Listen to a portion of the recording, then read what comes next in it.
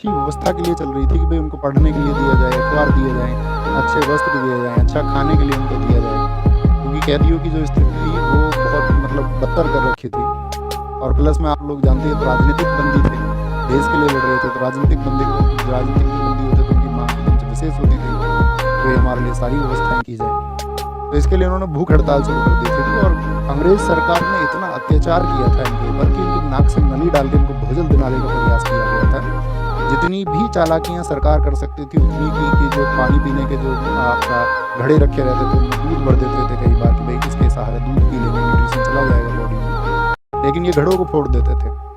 और ब्रिटिश सरकार मतलब ये कहते हैं कि घंटों घंटों तक इन कैदियों को, इन बंदियों को पीटती और मारती थी। और 81 दिन तक कोई भूखे रह कर के लगातार पिटे किस बात के लिए कि कोई सुधार हो। और इसके बाद में जो जतिन दास एक्सपायर हो गए 63 डेज़ के बाद में, इनकी मौत हो गई थी। और जब भगत सिंह अपना जेल ले जाते, इनको वापस ले जाते एक कार्रवाई के बाद में, तो कहते हैं कि भगत सिंह के शरीर को उनके साथी क्रांतिकारियों, उनके साथी बंदियों ने किताब पढ़ना, बंदी जीवन सचिंद्र सान्याल, उसमें उनके साथियों ने जिक्र किया है कि भगत सिंह को इतना मारा इन लोगों ने, इतना प्रताड़ित किया कि उनके शरीर पर जो जख्म थे उस पर ब्रिटिश सरकार के अधिकारी, जेलर नमक रगड़ता था।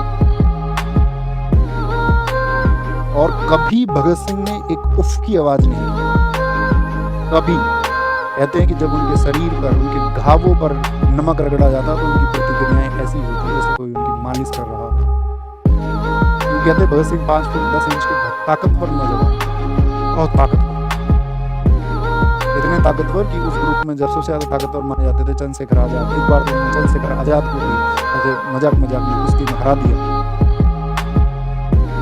ब्रिटिश सरकार ने इतना प्रताड़ित उनको किया कि भगत सिंह एक बार तो अपनी सुनवाई में स्ट्रेचर पर आए, खड़े भी नहीं हो पा रहे थे। लेकिन वो इस बात को तवज्जो देते थे कि मैं अपने मुकदमों की पैरवी स्वयं करूँ, ऐसी हालात में भी ये उस बात को लिख रहे हैं।